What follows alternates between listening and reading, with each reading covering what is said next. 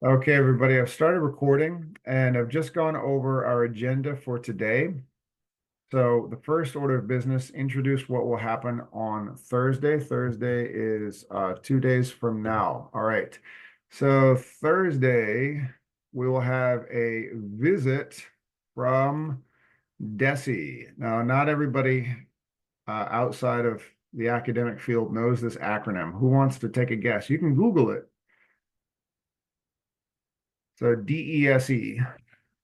Who wants to take a guess what it means? You can use your hand raising emoji.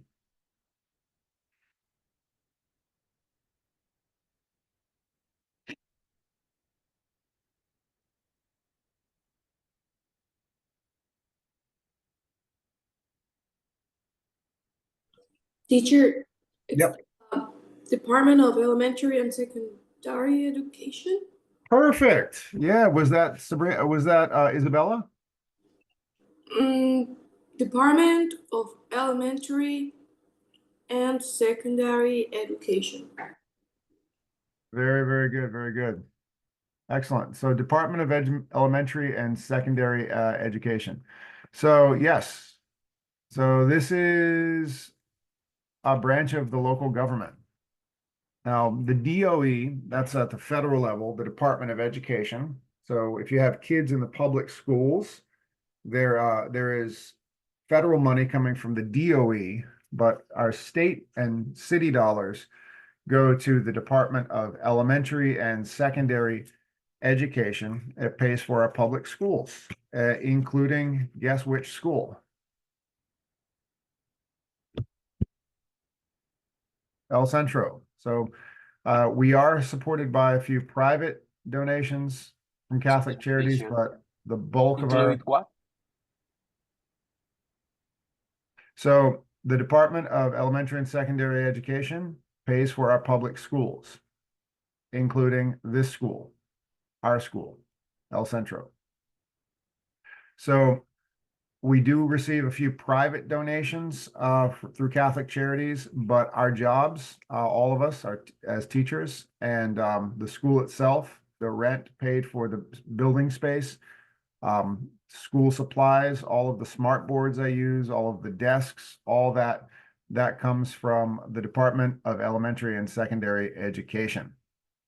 So it is the most important guest that ever comes to our school. So what that means, who can I know there's a few students who've just joined the class. Don't get stressed out. I'm only explaining this to make you to make Thursday easy. Do I have a volunteer to read this?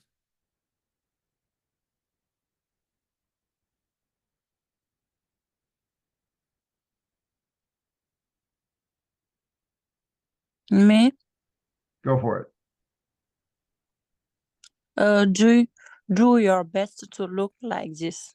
All right. So these are actors, of course. It's not a real classroom. But what are the what are the students? How would you describe the students in this picture?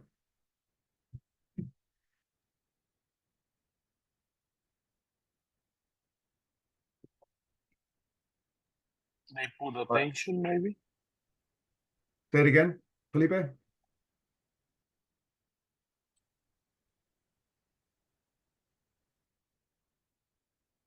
Say it one more time, please. I think you said paying attention. Yes, me, teacher. Yes, you say Felipe, for that reason I don't ask you. Yes, teacher, Oh, I'm pay sorry. attention for. I was guessing. I couldn't recognize the voice. Say it again. Okay, nice. The students pay attention for somebody in the middle, maybe, and ask some questions. Oh, Andres. That's Andres, right? Yes, sir. Okay, cool. Perfect. Okay, yes, exactly. So the students look focused. The students look like they're very, very involved. Excellent. So usually on a Thursday in real life, the way these are actors, these are performers. Usually in real life, nobody's having this good a day. You know, some days my lessons are pretty good and this happens. Usually it's not that perfect. Usually people have lived their lives. You got your kids to worry about, you got stress from your family, you got stress from your job, and you come in and maybe you're 20, 30 minutes late and you're exhausted and we're already doing the first part of the lesson. You're sitting down and you don't want to start speaking English. You look up at me and I'm speaking English. I'm pointing at something on the board, and you look at the people at the tables. You see they've got their laptops open. They're doing some work. You don't want to do that. You want to sit in the corner with your friends and speak your own language for about 15 minutes, and then maybe later, learn something. Don't do that on Thursday. On Thursday, you want to come right in and get to work. So, Andres, would you read this part right here? Yes, sir. Even if you wander in late and have no idea what is going on, please quietly join the class and don't be disruptive. All right, so I'm going to take some time, as much time as it takes, to explain this. What does this mean? Please quietly join the class and don't be disruptive. Even if you wander in late, please quietly join the class and don't be disruptive. When you inside in the class and no interrupt the people and ask nothing, only pay attention. Perfect, perfect. If you see people working together in groups, immediately join them. Get together. Exactly. So I'm going to give you an example of what that looks like. So if you do come in late, this is what you want to do. If you are late to class, can I get another volunteer besides Andres? If you are Another volunteer. Me, teacher. Yes, go for it. If you are late to class,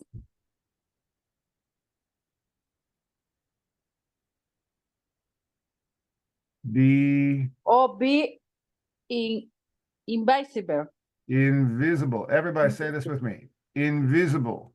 invisible, Invisible. invisible. Be invisible. This is being invisible. Invisible. This is being invisible. And it's very much a cultural difference. I used to go over this the first day of class, but I stopped doing it because our student rosters changed throughout the semester. So now I go over it towards the end of the semester. Be invisible. And this will serve you well in your professional life and in college. Be invisible. Please don't be disruptive. In many, many cultures, if you come late to class, let's say, this is a big cultural difference between with the American system and many parts of the world. In many different cultures, if let's say there's the door, there's the board, teachers right here, students are all right here.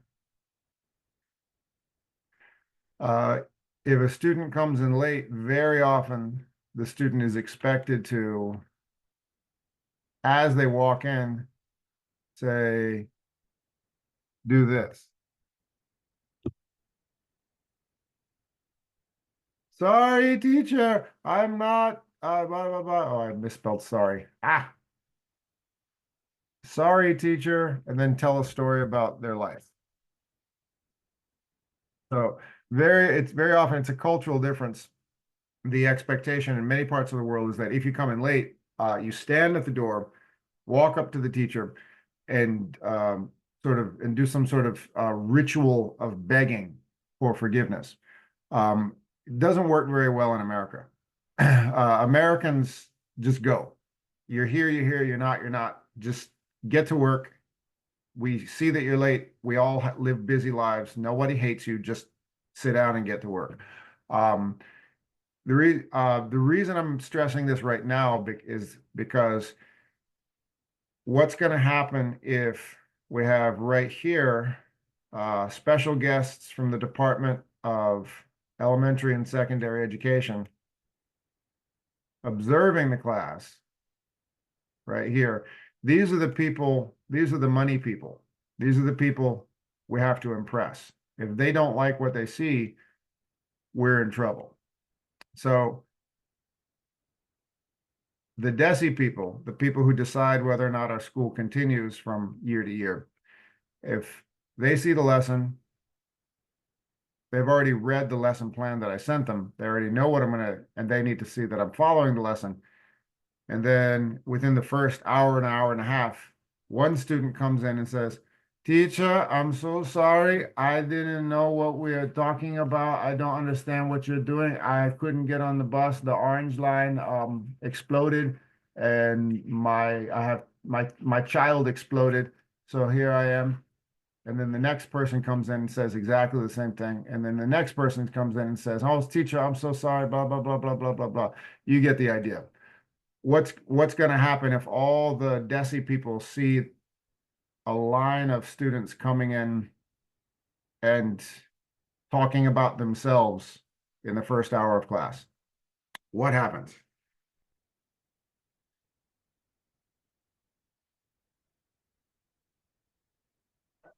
This interrupt the class teacher. Exactly. Yeah. So They so- focus on the people. I'm sorry, I'm late. exactly. So that's what is really important. It's a cultural difference. So if you are late, just be invisible, sit down quietly and quickly. We know you're late. We don't hate you. Just get to work. We're all adults. We all have busy lives. Just come right in and get to work. Don't stand there and talk about your life and talk about all your personal problems. We get it. Thank you. Move on. The world is turning with or without you. That's it. So does that make sense for Thursday? Yes. Yes, teacher. Yes, teacher. Excellent. Beautiful, beautiful. And this is going to serve you very well for those of you who are college bound within the next year or so. When you get to college, never tell your professor, "Oh, this happened and this happened in my life," and interrupt the class and put on a show. Nobody wants to see it. Just get in, get to work, the end. And in American offices, if you're late to work, don't put on a show for the office saying, "Hello, everybody, this happened in my life." No, no, no, no, no. Just do your job, the end. That's all. So moving on. Here is a new article we will be reading today, and some of the vocabulary we will be discussing in class. I realize actually that might be a little bright on the top of this copy that I made, but if so, I'll read this paragraph at the top. But here it is, introducing new vocabulary. The title is 100 Years of Cinema by Susan Sontag. So I'm going to begin this article just by asking a question. How do you get your movies? All right. I'm going to say, how do you get your movies? Do you stream your movies and watch them at home? Do you save some money and every so often go to see a movie in a theater? Do you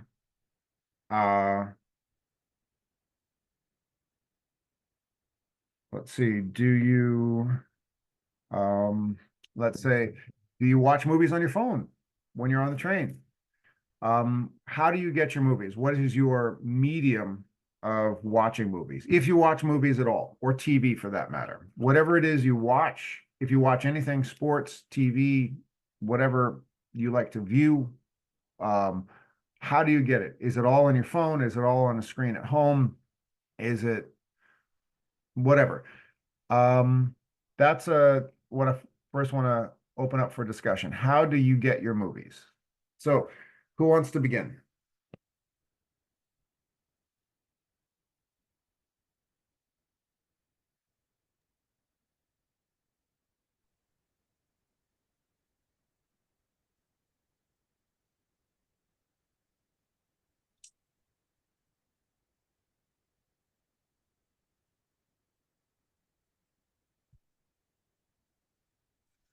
Teacher, for me, I Go get for it. my movie at my phone and I see it at the night.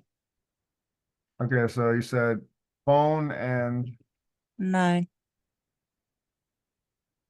you say line, Line? No, night. At the night. Oh, nighttime. So you're about to go to bed. You just finished work. You're tired. You're watching movies on your phone. Yeah. Okay. All right. Thank you, Fatima. Anybody else? Whenever I watch a movie, Mm-hmm. I watch in the TV. TV. Do you use like a streaming service like say Netflix or Disney Plus or something? Netflix. Netflix TV. Gotcha. All right. Some get phone, some get TV. Anybody else? Me personal teacher, I love going to the theater. How could you Going say to it? theaters. All Theater, right. yeah. Do you make an effort to say go to a movie maybe like once a month or something like that, or even more? Yeah, sometimes even more. Nice. And computer teacher. Computer. The computer. Oh, wow. Computer for Mildanya. Okay. Excellent. Teacher, in Anybody cinema else? sometimes? So have you ever seen Ashley when you go? Cinemas? That was a joke. I said, do you ever run into Ashley at the movies when you go? So Andres and Ashley like the traditional movie theater. Okay. Some people, Fatima gave an experience of watching movies on the phone. Lillian said gets it from the TV, gets her movies from the TV. And then that was Mildanya said computer. Anybody else? Teacher, my personal is a computer. Computer as well for Carlos. Mm. Yep. For me, I Mhm. get the movies for the TV. Vidyaska says TV. Okay. Nice. It's a nice mixed bag right here. So we get our movies in different ways.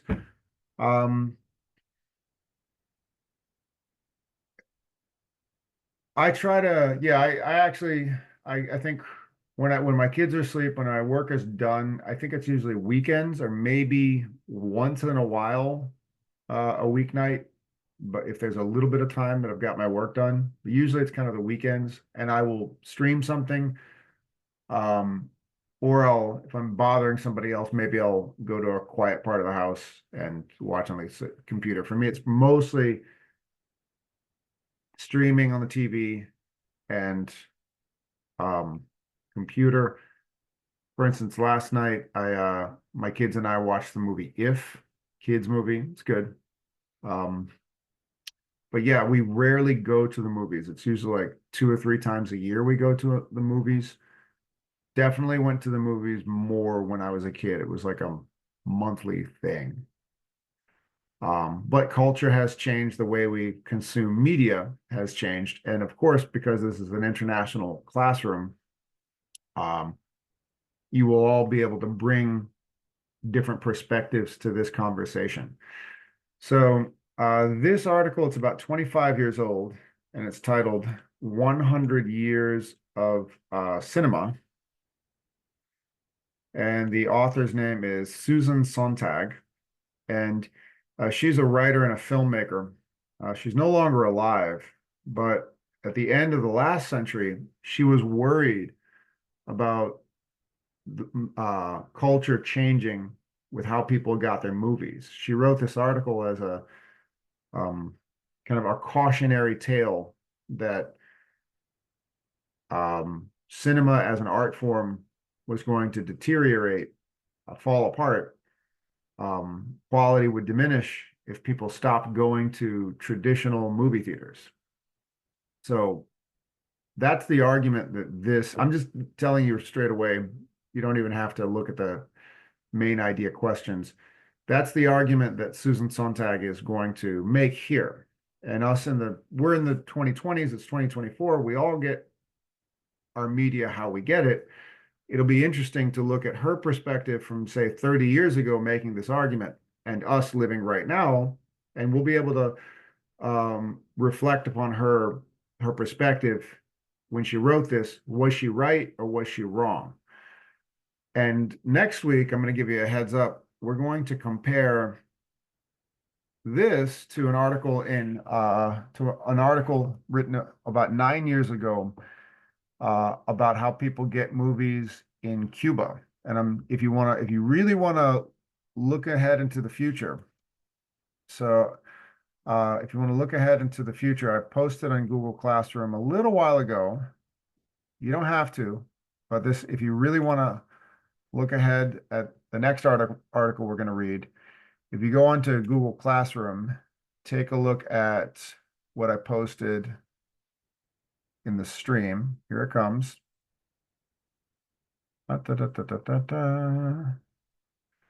There it is. All right. Okay. Oh my goodness. Hold on a second. Did I not post it? Maybe I didn't post it. Sorry, I thought I posted it. Thought I posted it. Never mind. The question is for next week. That's embarrassing. Thought I pressed post. Anyway, the question for next week that we're going to be discussing in class is, after reading about how people get movies and TV shows in Cuba, what would Susan Sontag say about El Paquete Seminal? And this is an article written about 9 years ago, El Paquete Seminal. So it's a way people get all of the things that we watch here in the U.S. mainland just in our island, island neighbor to the south, without any internet. So people who don't have internet very often watch exactly the same things we watch, but through a system of physical transfer of file sharing. So that's the literal translation is the weekly packet. So people transfer files on hard drives to watch what they watch. And we want to think, what would Susan Sontag, this filmmaker and writer, say about that practice of how people use their creativity to get the media that they want to watch? So that is what we're going to be discussing the week ahead of this one. All right. In the meantime, let's take a look at this article, and you can use your tools of inference when you see these new vocabulary words. Who would like to begin reading the first page? If you have your textbook, this is page 58. So this is page 58 and page 59. 58 and 59. So I'll read this introduction right here. Susan Sontag wrote novels, short stories, and essays, including Against Interpretation, On Photography, Illness, Metaphor, and Regarding the Pain of Others. She was also an occasional filmmaker, playwright, and theater director. Her cultural studies were the voice of a generation. So she was a very prolific, creative person in the world of photography, film, and theater. And this is her article. Do we have a volunteer to read paragraph 1? It starts off, cinema's history. Might be easier for those who have the book in teacher. hand. Yep, go for it. Me, Mykola. Mykola, take it away, Mykola. Cinema's history. Cinema's history seems to have the shape of a life cycle, a birth, a steady accumulation of glories, and then the irreversible decline. It's not that you can't look forward to new films that you can admire, but such films are exceptions. Ordinary films made partly for entertainment that is commercial purposes, are astonishingly foolish. Cinema once heralded at the art of the 20th century seems now to be a decadent art. Now to be a decadent art. So she's arguing right off the bat, it says irreversible decline. So what is she saying about, you know, she wrote this in the 90s. What is she saying about movies in the 90s?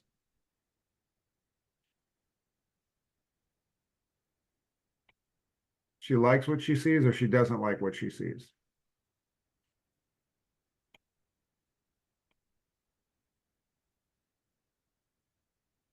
She Irreversible. likes. Yeah, she She like really it. doesn't. She's right off in the first paragraph. She's saying she hates new movies. Okay, prove it. So, when we read a persuasive piece of writing like this, we want to say, okay, what is the author trying to say? I remember a bunch of there's great movies in the 90s. Tremendous breakthrough pieces like you know you had Fight Club and Pulp Fiction, True Romance, and all of these very envelope pushing films, Charlie Kaufman movies, all of these things. But at the end of her life, Susan Sontag really didn't like what she saw about modern cinema. I realize there's a little bit too much light here. If you can't see this, or if you have the book in front of you, you can read it, or I'll read paragraph 2 if you like. Do we have a volunteer for paragraph 2 right here on page 59? If not, I'll read it. Carlos, go for it. Yeah. In the past, it was from a weekly visit to the cinema that you learn or try to learn how to walk, to smoke, to kiss, to fight, to rape. Movies gave you tips about how to be attractive, but whatever you took home was only a part of the large experience of losing yourself in other people's lives and faces. You wanted to be knipped by the movie, and to be knipped was to be overwhelmed by the image. The experience of going to the movies was part of it. To see a great film only on television isn't to have really seen that film. It's not only a question of how big the image is. To be knipped, you have to be in a movie theater, seated in the dark among anonymous strangers. Okay, so this is her clear argument right there. She says what going to a movie was to be kidnapped and be overwhelmed. You want to make sure you don't add a second syllable there. Overwhelmed, not overwhelmed. It's very easy to make that mistake. Overwhelmed. It means the idea of the movie was made so that you'd sit in this dark space and the movie is around you and the sound is shaking. And she's arguing if that's not happening, you didn't really watch the movie at all. So this lady, Susan Sontag, she's arguing you're not really watching a movie unless you're going to a theater, a traditional theater with Nashley and Andres and sitting in the dark with total strangers. If you're with me at home or with Lillian at home watching it on TV, you didn't really watch the movie. That's what she's arguing. What does everybody think about that?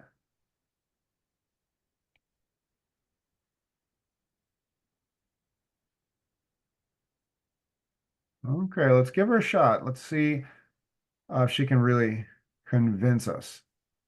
Volunteer for paragraph 3. In the mid 1950s, a dazzling number of original, passionate films of the highest seriousness got made. It was at this specific moment in the history of cinema that going to movies, thinking about movies, talking about movies became a passion among university students and other young people. You you fell in love not just with actors but with cinema itself. Cinema had first become visible in the 1950s in France. Its forum was the legendary film magazine Cabinets du Cinéma. followed by similarly fervent magazines in Germany, Italy, Great Britain, Sweden, the United States, and Canada. Uh, its meeting place where the many cinema with queues and clubs specializing in film from the first for some 15 years. There were new masterpieces every month. How far away that era seems now. Right? Yep, very good. So how far away that era seems now. So we've learned the word nostalgia. Can anyone use the word nostalgia in what Sontag is saying in paragraph 3? In the last lesson, we learned this word, nostalgia. What's going on with this lady? She's very nostalgic here.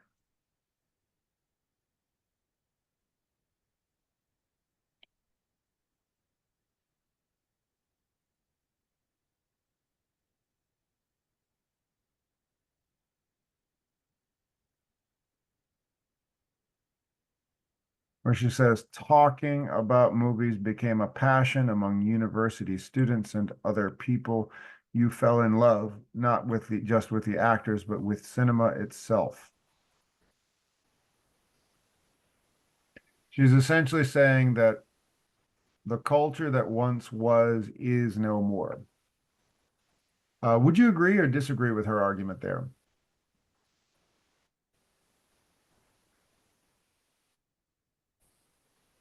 For instance, Lillian, let's say you and I watch the same show on Netflix, and we talk about it. Is that not the same as what she's saying right here? How many of you discussed Squid Game or the Menendez Brothers series with your friends after watching it?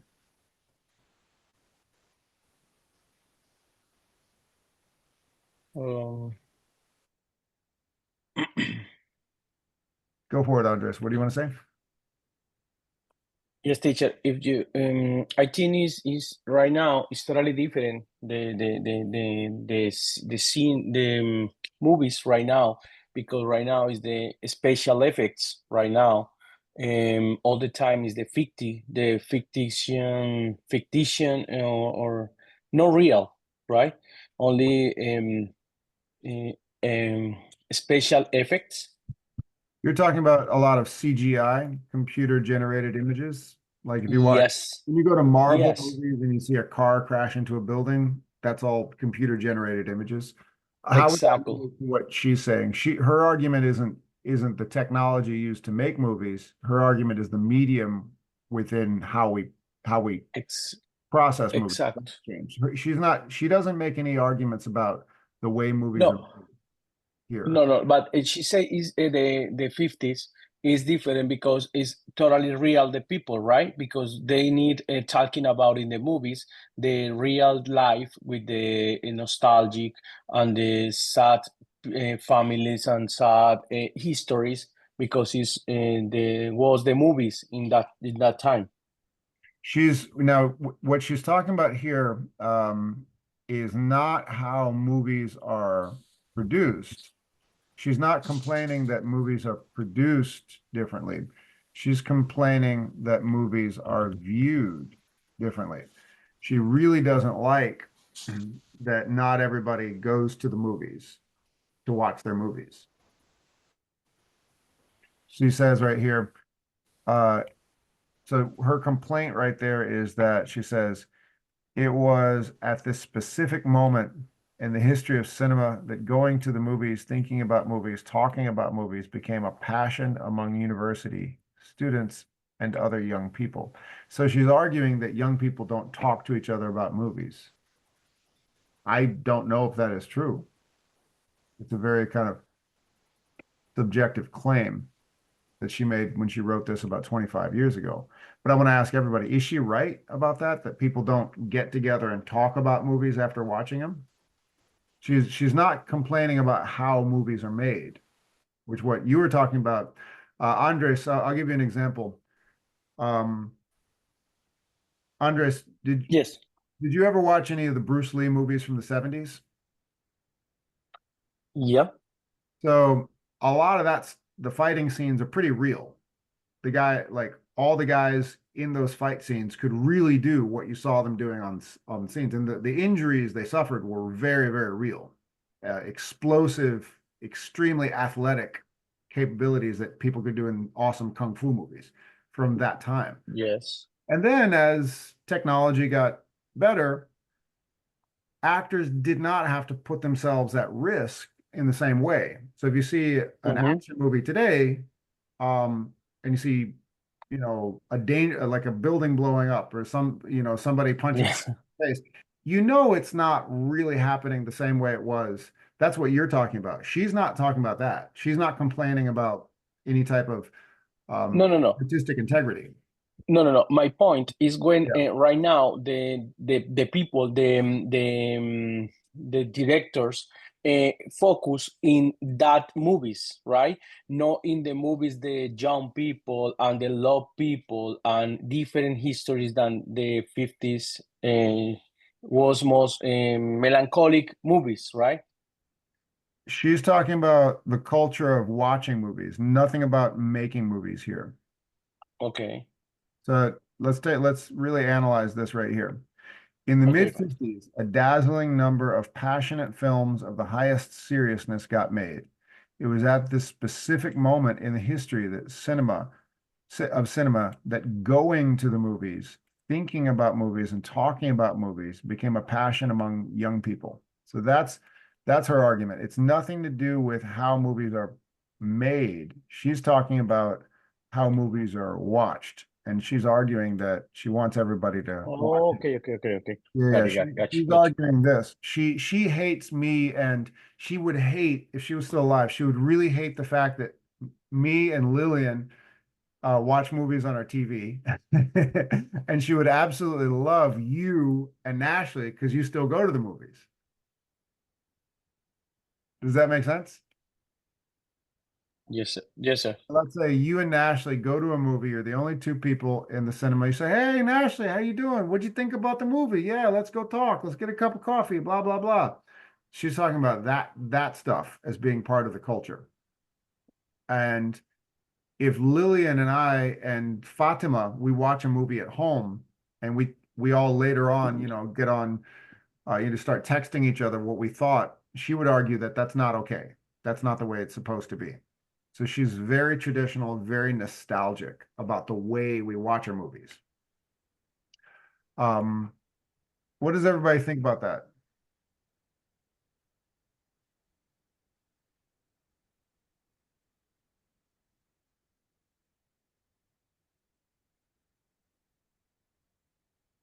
All right. Do we have a reader for paragraph number 4?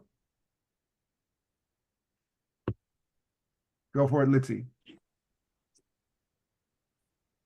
To be sure, there was always a conflict between cinema as an industry and cinema as an art. Cinema as routine and cinema as experiment, but then wait. Oh, sorry. Okay.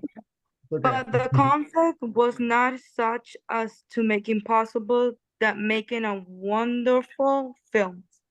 Now the balance has tipped decisively in favor of cinema as an industry. The catastrophic rise in production costs mean the imposition of industry standards on a far more coercive, this time truly global scale. So honoring production costs means that a film has to make a lot of money right away in the first month of its release.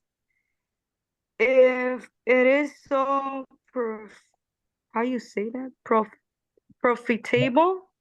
Profitable, yes. A trend that favor the hold on, a trend that favors the blockbuster over the low-budget film. Movie theaters continue to close. Many towns no longer have even one, as movie becomes mainly one of a variety of habit-forming home entertainments. Very good. And let's get a volunteer to read. Oh, who is that? Arlinda, go for it. You can read the last paragraph predictably. Predictably, the love of cinema has waned. People still like going to the movies, and some people still care about and expect something special from a film.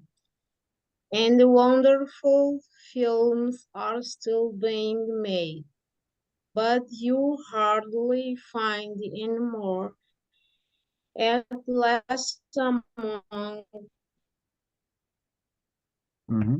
the young food. Sorry, teacher. Young? Can you help me here? Yeah, sure, but hardly Cinefood. more, at least the young, the distinct. Cine. The word cinefood. Oh, this is cinephilic. Yeah, that's an Cinefood. Thank you. Love for movies. That is grounded in an appetite. appetite. Appetite Mhm. for seeing and Seeing. raising has much use past. If cinephilia is dead, then movies are dead too. No matter how many movies ever go on being made.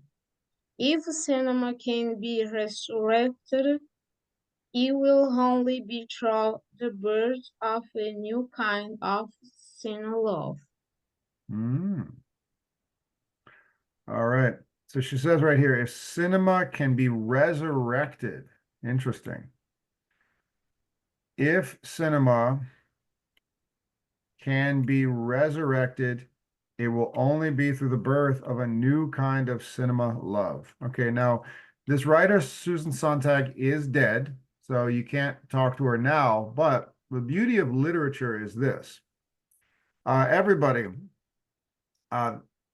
point at your head right now. And everybody just point at your head.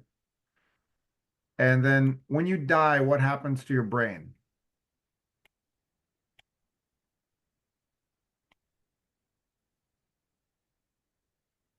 It stops. That's the answer. Everything stops. So the moment you die, your brain stops producing ideas. How is it that we are arguing right now with a dead woman? I'm serious. Right now, we're discussing a dead woman's ideas. How is this possible? She is dead, but we're discussing her thoughts, her ideas.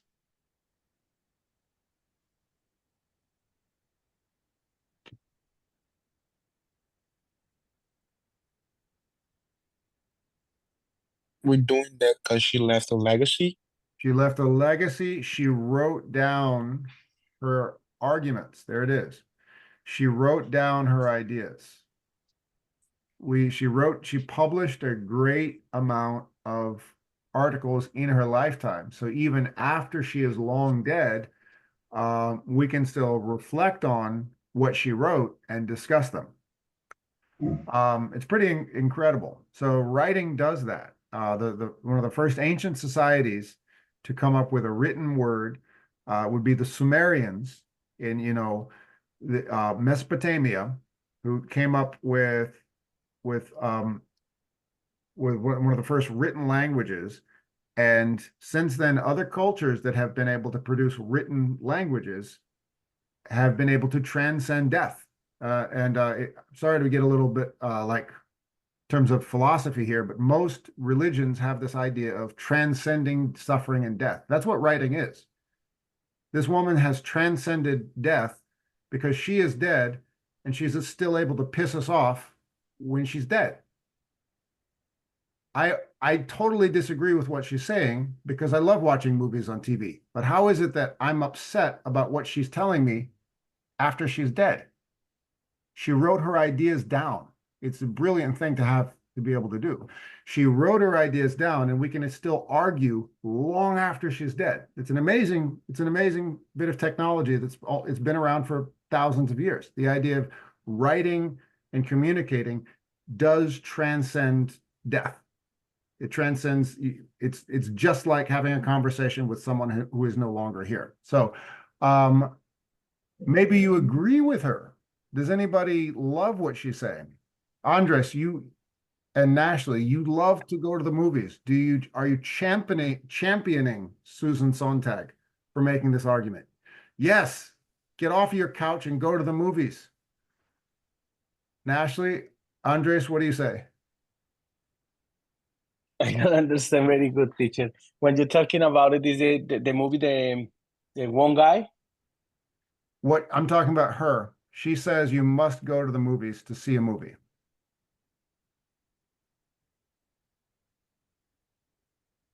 Do you agree or disagree? No, I'm agree with her.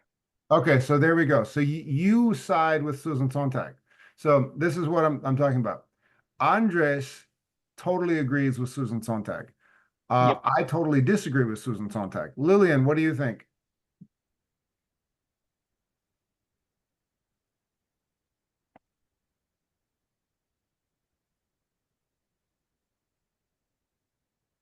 Oh, we lost Lillian.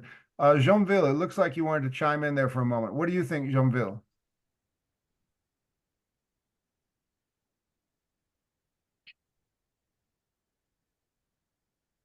Do you agree with Susan Sontag?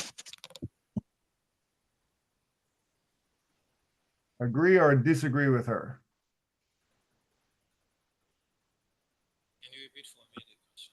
Do you agree or disagree with Susan Sontag's argument that you must go to the movies in order to really experience a movie?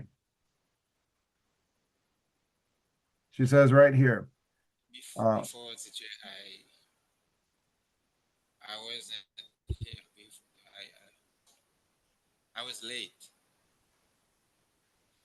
Carlos, what do you think?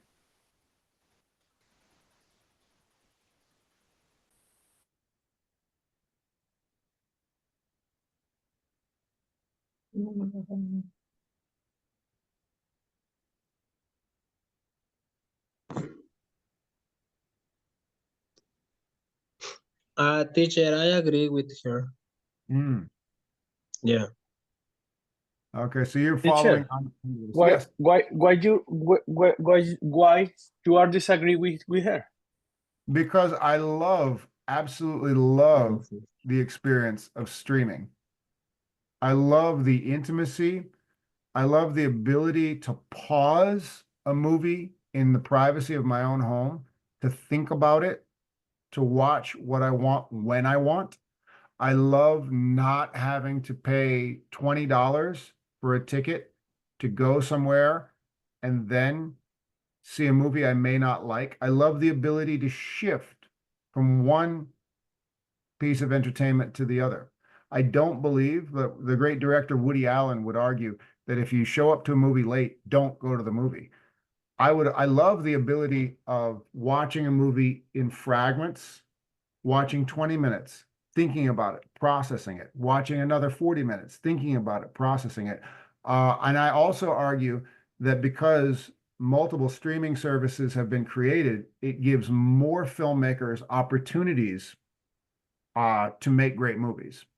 When before streaming, there were limited options for screenwriters and directors and actors to find work. And now with multiple streaming platforms funding us, particularly tech companies, Apple TV, Prime, more big budget, there's more money going into cinema now. So now there are more opportunities for great writers, actors, and directors to find work and create great stories. So that's my argument. I think movies have gotten better.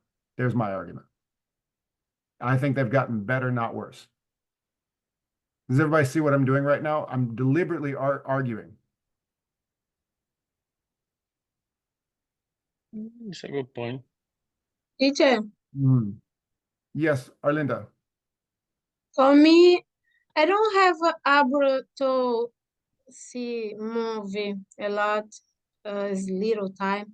But for this case, uh, I agree in part of the for her because sometimes she need enjoy to other people to her friends and look the movie together. You understand me? I do. But now here's what I'm trying to this is where I don't know where I stand. She in paragraph 3, our Linda's talking about paragraph 3. Here we go. In paragraph 3, she says that it was in the 1950s that 1950s, it was a specific moment in history that cinema and going to the movies and thinking about movies and talking about movies became a passion among university students and other young people. You fell in love not just with the actors, but with cinema itself. So the idea that an event of going to the movies with your friends, seeking a romantic partner, it very much used to be, a movie used to be very much part of American culture. If you go on your first date as a teenager, the first go-to was, would you like to go to a movie with me? And then sit in the dark for 2 hours, leave the movie, talk about the movie together and see if you two of you are compatible. I like that. However, I don't want that to disappear from culture entirely, that ritual. I like it very much. However, I don't know that binging a really amazing series on Netflix and then talking about it with your friends is much different. This is where I don't know where I stand. So let's say, Arlinda, you and I, we both have families, we both have kids. We don't have time to just go to the movies and then hang out the rest of the night and talk about it. We don't have, that's not our life. So I'm 44 years old with 2 kids and multiple jobs. I can't just go to the movies and hang out with my friends. I'm sorry. When I was 22, sure, not now. So we can't do that. But if we stream a series, maybe it takes us a month to watch all 10 episodes. And then next month, Arlinda and I are discussing what we watched and we're really getting into a good conversation about it. I don't think that's much different. And I don't think it means that the quality of what we're watching has diminished. Because right here she says, irreversible decline. Really? That's a little strong. Are you sure about that, Susan? So this is where I think she has a point right here, that this is a great ritual of going to the movies with your friends and talking about it. But I'm not convinced that streaming and watching movies at home has completely killed that exercise. That's where I'm not convinced. So guess what, everybody? It's time for breakout rooms. Here's the question for breakout rooms. And does everybody want to skip the break and just go straight through? I figured you did. Does anybody need to take a 10-minute break right now? No, Skip the just break. skip the break. I thought, Yes. yeah. How are you guys gonna go to the movies if you don't even have time to to take a break in the middle of class and think and talk about what we discussed in class? How are you gonna go to the movies and sit in the dark for 2 hours? We don't have time, teacher. But Nashley and Andres will make time, right? Nashley and Andres? We go after the Zoom class. All right. Yeah. So I'm gonna put the discussion question right here in the WhatsApp group. Okay. Okay, 4 breakout rooms. For breakout rooms, discuss this question. Discuss Susan Sontag's argument.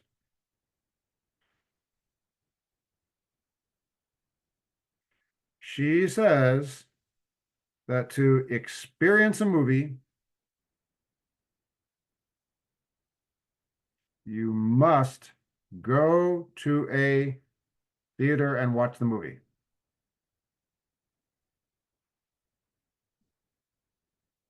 Okay, so there it is in the break there it is. For breakout rooms, discuss Susan Sontag's argument. There it is. She says, to experience a movie, you must, absolutely must, go to a theater and watch it the traditional way. Otherwise, you didn't experience the movie. So discuss and remember, this is writing. We're discussing the ideas of someone who is no longer with us. So we're transcending death. It's amazing. We're discussing the arguments of someone who is no longer with us. All right.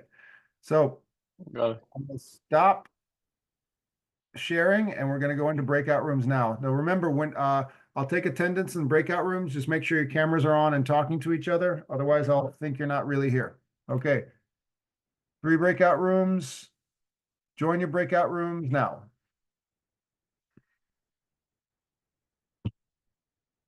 And I'll stop recording.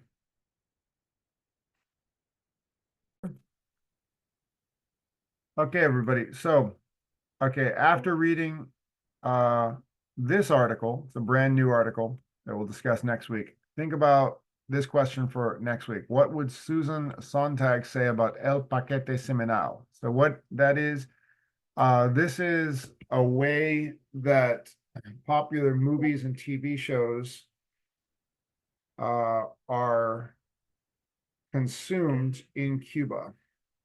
So popular movies and TV shows are consumed in Cuba, not using the internet, not streaming, but a physical transfer with hard drives and flash drives and things like that, and watched at one's own convenience, under the radar of the authorities. So what would Susan Sontag say about that? We'll discuss that next week.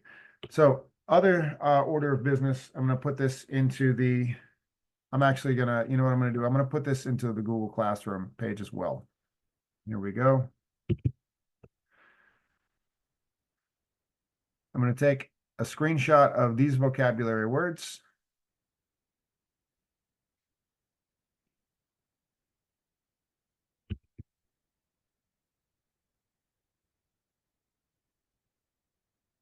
There we are.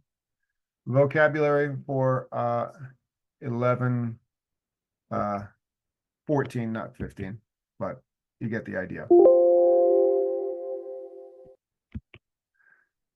Vocab coming up. So I'll actually just post this in the WhatsApp group right now.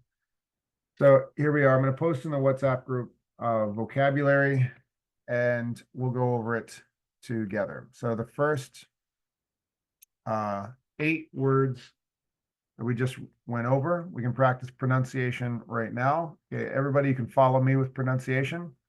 Here we go. Follow me. Yeah. Astonishingly. Astonishingly. Astonishingly. Astonishingly. Era. Era. Fervent. Fervent. Irreversible. Irreversible. Masterpieces. Masterpieces. Overwhelmed.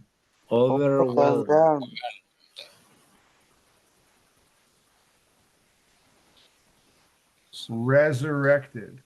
Resurrected. Okay, so these are from the article that we just read. The rest right here, I'm gonna send for you to study on your own. And this is the other exercise that we're going to do. Here we go. Hang on one moment.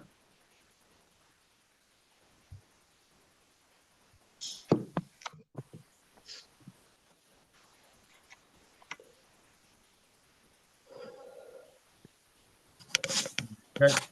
Other exercise we're going to do, it's got all of these vocab words, and I'll just go over with you pronunciation right now. A number of. A number of. Affect. Affect. Tariff. Tariff. Affordable. Affordable. Aiming. Aiming. Bring together. Bring together. Charging. Charging. Compact. Compact. Compete. Compete. Imported. Imported. Key ingredient. Key ingredient. Lithium. Lithium. Vehicles. Vehicle. All right, everybody. So where these other vocabulary words are coming from, this will be our next exercise we'll do in class for the second part of Thursday when we have the observation from the Department of Elementary and Secondary Education. It's going to be, pardon me, it's going to be this exercise, and it's about electric cars in Mexico. Here we go. It's pretty interesting. All right. Here it is. Okay. All right.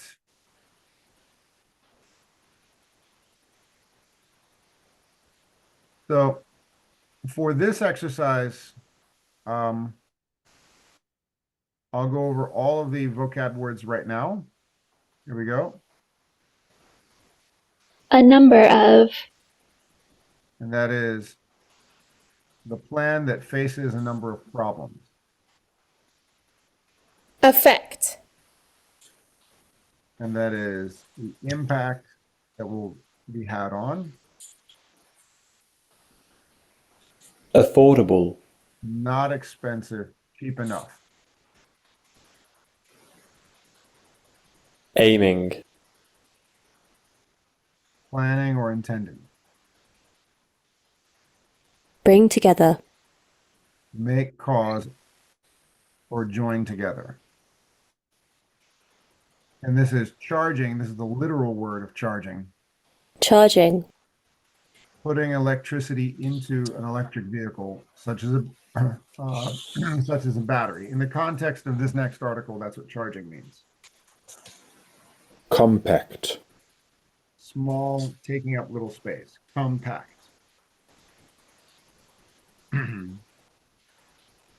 Compete. Attempt to be successful. Compete.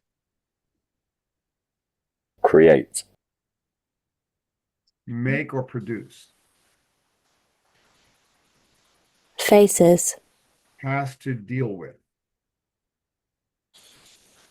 Fearing. Feeling afraid or worried. Government. A group of people who control or lead a country. We're not using these two, but we're using this vocabulary word. Lithium. Lithium. Lithium is a very soft, very light silver metal. And I'll actually add 2 or 3 of these words. This word, researchers. Researchers. Scientists, or people who study a subject. Tariff, that's in the vocabulary list. Tariffs. Taxes on goods coming into or going out of a country. Okay, so you'll have time to study that on your own. I'm going to send you all these vocabulary words for Thursday, so you're ready. Now, this is the exercise. We'll only go through a little bit of it, but we'll do this in class, and right now we'll practice. Do I have a volunteer to take control of my mouse? Take control of my screen. Teacher, what is the app name that has the synonyms? This is called InGen. I can't give you access to that because you have to pay for it. Okay. But I get an account for the distance learning class, which is It's designed for asynchronous learning. So if you join my distance learning class, you can definitely do this all the time. But sometimes I use these for an in-class lesson, and that's my plan for Thursday. My question is, do I have a volunteer to take control of my screen? Anyone? Cool.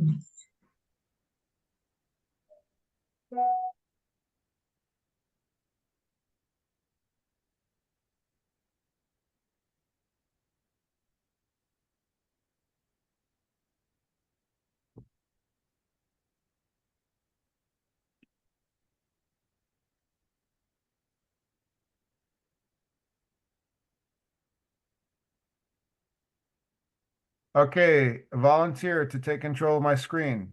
I need somebody to volunteer. This is practice for next week because in class, one of you will control the mouse. Andres, can I depend on you, my friend?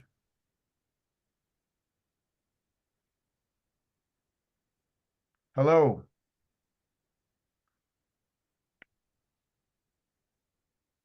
Teacher, sorry, I have a problem with my screen, with my phone right now, with my You're on your phone? connection. Seriously? Yes, no, with my computer.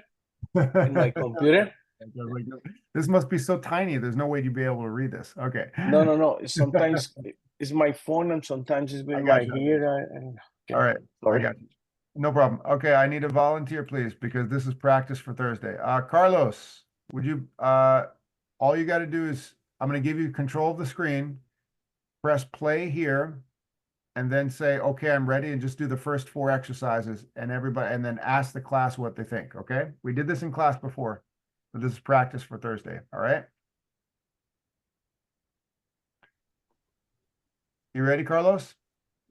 Yeah, teacher. Okay, so I'm going to give you control of my screen, and all you got to do is press play right there and then go, okay, I'm ready, and then practice a back and forth with the class. Okay, here we go. So I'm going to give remote control to Carlos. Okay, Carlos, you should be able to control the mouse right now. Go for it.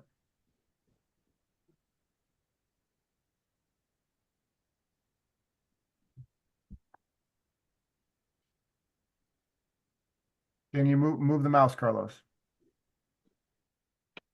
There you go. There you go. Okay, now Carlos, press play below the title. Right here, just press play. Yes. No, right there. Just press play. Okay, press play.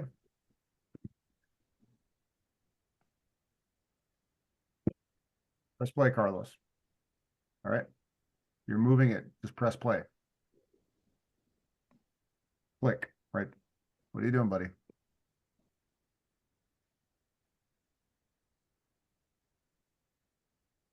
Carlos, hit play. Mexico's new president has pledged to create a Mexican-made, small, affordable electric car to compete with vehicles imported from China. Tesla CEO Elon Musk said in July the company had paused its plans for a plant in Mexico, fearing possible tariffs that would affect cars imported to the United States. President Claudia Sheinbaum said Teslas were too expensive for the Mexican market anyway. Tesla's cheapest car, the Model 3, costs about $30,000.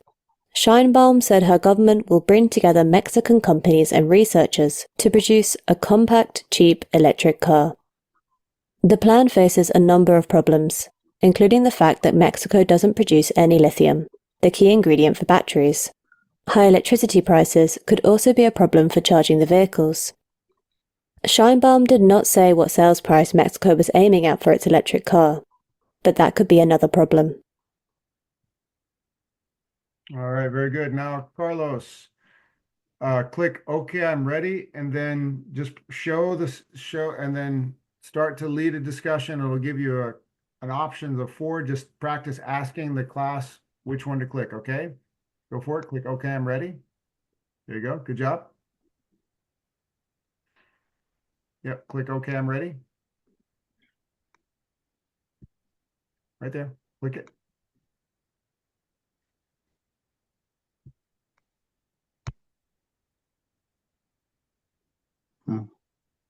Okay. Now click it. Keep it there and just left click. Left click. There it is. Let me click it for you. Okay. All right. All right. So, Carlos, go ahead and read the question and then tell them which one, A, B, C, or D. Okay. What has the President of Mexico promised to do?